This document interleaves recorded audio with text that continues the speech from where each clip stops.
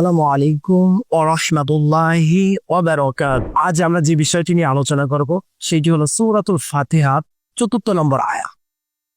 আল্লাহ তাআলা এই ৪র্থ নম্বর আয়াতের প্রথম যে শব্দটি নিয়ে আলোচনা করছে সেটা হলো ইয়াকা না'বুদু। শব্দের অর্থটা হলো আমরা শুধুমাত্র আপনারই ইবাদত করি।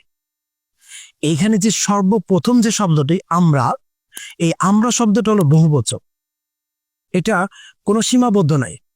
যেমন মনে করেন আমার ফ্যামিলি, এখন আমার ফ্যামিলিতে 10 জন থাকতে পারে বা 20 জন থাকতে পারে বা 30 জনও থাকতে পারে, এখন এটা সীমাবদ্ধ নাই।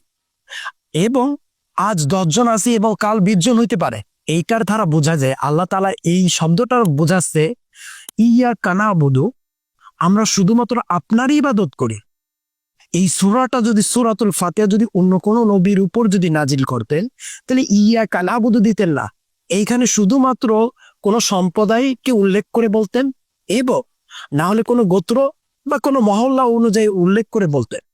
আর শুধুমাত্র আল্লাহ তাআলা এই সূরাতুল ফাতিহাটাকে ভালোবেসে এবং মোহাব্বত করে তার প্রিয় নবী মুহাম্মদ সাল্লাল্লাহু আলাইহি সাল্লামকে দিয়েছেন। কারণ এই নবীর উপর দেওয়ার কারণটা হলো, দেখেন আমাদের যে প্রিয় নবী মুহাম্মদ সাল্লাল্লাহু আলাইহি সাল্লাম, সে শেষ নবী, তারপরে কোনো নবী আসবেন না এবং অন্য কোনো ব্যক্তি এসে নবুয়াত দায়ী বা নবুয়াতের চিন্তাও করতে পারবেন না।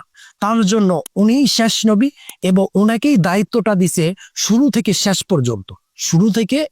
পর্যন্ত পৃথিবীর এক কর্নার থেকে অন্য প্রান্ত পর্যন্ত কি তাকে দাওয়াতের দায়ী এবং কাজ দিয়েছে। যখন ইউসুফ নবী আল্লাহ তাআলাকে বলেন, আল্লাহ আমার সম্প্রদায় আমার গোত্র দাওয়াত দিয়া কমপ্লিট, আমি কি এখন অল বিশ্বে বা অল জগৎবাসীকে কি দাওয়াত দিতে পারি? তখন আল্লাহ তাআলা এটা নির্দেশ দেননি।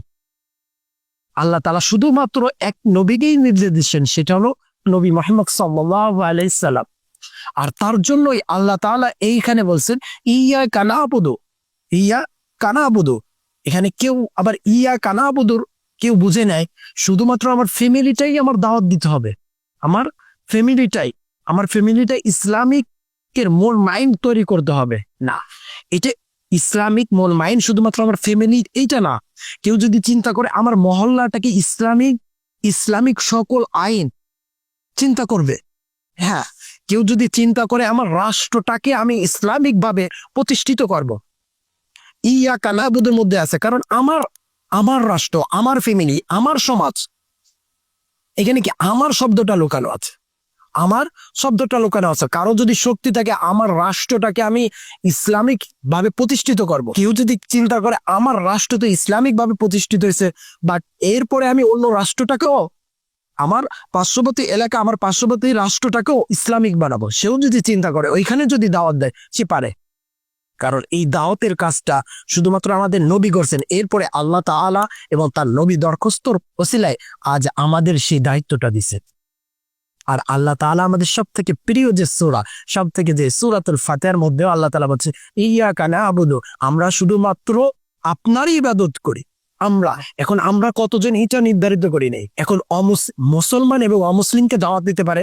যেমন আমাদের ইসলামিক স্কলারশিপ যে জাকির নায়ক, সে অন্য জাতি, অন্য হিন্দু খ্রিস্টান মধ্যকে দাওয়াত দেয়।